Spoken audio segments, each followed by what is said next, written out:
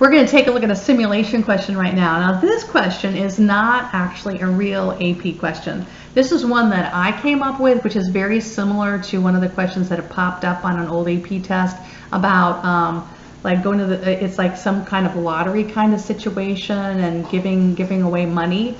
And this question right here is similar, and it has some of the same components there. But it says to design a simulation to find out the average number of plays it takes to win both a large and a small stuffed animal at this, like one of those claw vending machine kind of things where you can go down and grab, and you have to pay money to do it, of course. And so they tell you about percentages here. 16% chance of winning a small one. I'm going to go ahead and look at that. 6% chance of winning a large one. And that means, remember, percentages, it adds up to 100%. And that means that the other percent is going to be losing. You put your money in, you don't get anything. Okay? So we know we're going to model this situation. And because these numbers are not multiples of 10, I know I'm going to be using 2-digit numbers to represent these percentages.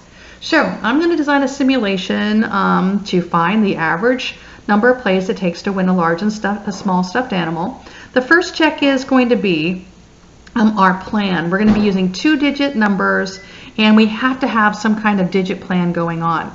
So for me, 0 through 1 is going to 0, 1 through 16 is going to be representing a small one.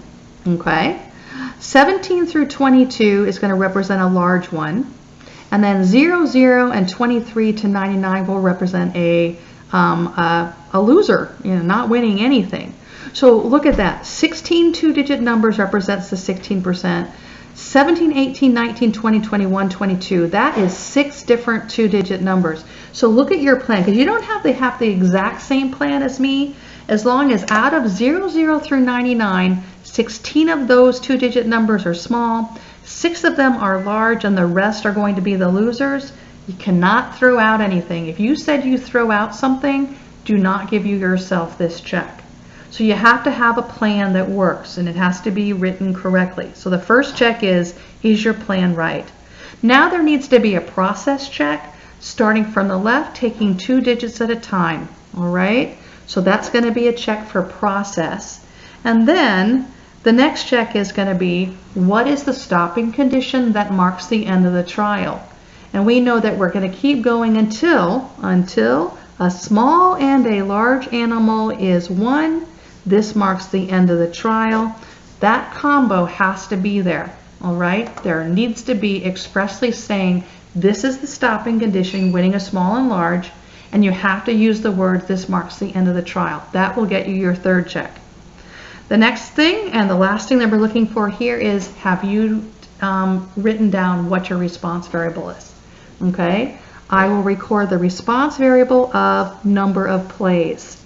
All right? So I'm looking for the response variable of number of plays. That has to be written down. You have to identify your response variable.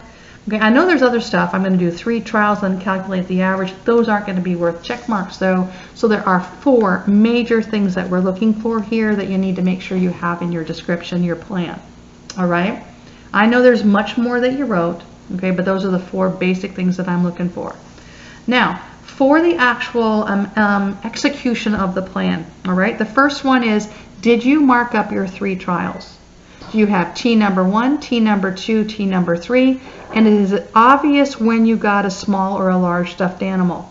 On mine, okay, I have a lot of little L's for losers, a big L is for large, and a big S is for a small win, okay? So I get a check for marking up, okay?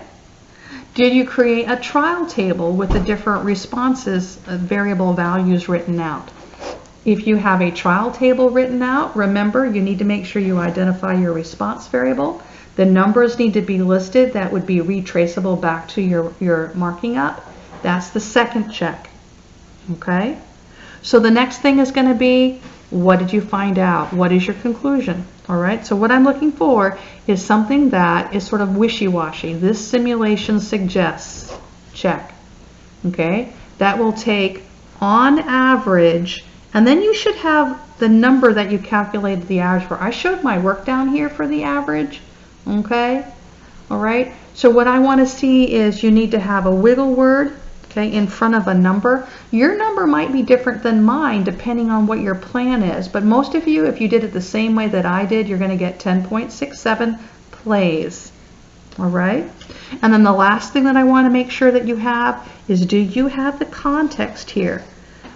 Play, what is this for? Okay, it takes that many plays until you win a large and a small stuffed animal. Check. So this one right here, there are 5 checks, 5 out of 5. And the last thing is going to be sort of a little math problem right here. If each play costs 75 cents on average, how much can you expect to spend to win both a large and a small one?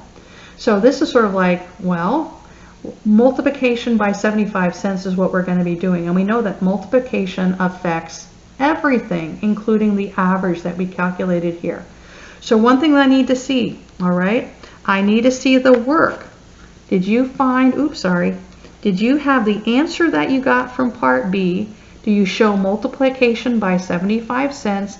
And did you get an answer? So this is your B answer. They will grade forward. If you got your, you got a different answer in B, that's absolutely fine, but you have to show multiplication by 75 cents to get whatever the numerical answer that you got, whatever that is. Okay? All right? So those are the 2 things that I'm looking for in this particular problem. This is worth 2 points. Okay? Work, then answer. Now you'll notice that I did not give credit. I don't have an extra check mark for putting the words there. To be safe, I'm going to restate the problem. I would expect to spend about, wiggle, $8 to win both sizes, but in this case that was not what I was looking for in the rubric. So that means we have 11 points right here. Figure out how many you got out of 11. Okay, and we are now done grading the claw picking of stuffed animals. Okay, thank you.